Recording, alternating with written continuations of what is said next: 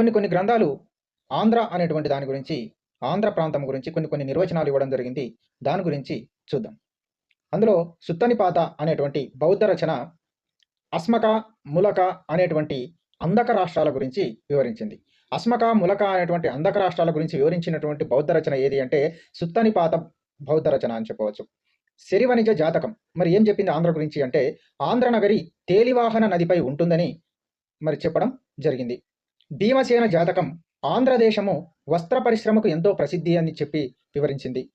ఆంధ్రుల గురించి ప్రస్తావించినటువంటి తొలి గ్రంథం ఏది అంటే ఐతరేయ బ్రాహ్మణం. ఐతరేయ బ్రాహ్మణం ఆంధ్రులు విశ్వామిత్రుని యొక్క సంతతి వారని, వీరే దక్షిణాదిలో పుండ్రులు, మూతిబలు, పులిందలు, శబరులు, గదబలుగా స్థిరపడ్డారు అని చెప్పడం జరిగింది.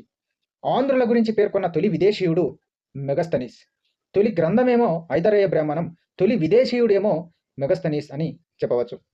మెగస్తనీస్ తన రచించినటువంటి ఇండికా అనేటువంటి గ్రంథంలో ఆంధ్రులు 30 నగరాలను కలిగి ఉన్నారని పేర్కొనడం జరిగింది. ఏరియన్ అనేటువంటి ఆయన 30 రాజ్యాలను ఆంధ్రులు కలిగి ఉన్నారని కూడా పేర్కొన్నాడు. ఆంధ్రుల గురించి తెలియజేస్తున్నటువంటి తొలి శాసనం వచ్చేసి అశోకుడి యొక్క 13వ శిలాశాసనం. దీనినే జౌలి లేదా జౌగౌడ శాసనం అని కూడా అంటాం. అదేవిధంగా ఎర్రగుడి, రాజుల మందగిరి శాసనాలు కూడా ఆంధ్రుల గురించి పేర్కొన్నాయని చెప్పవచ్చు.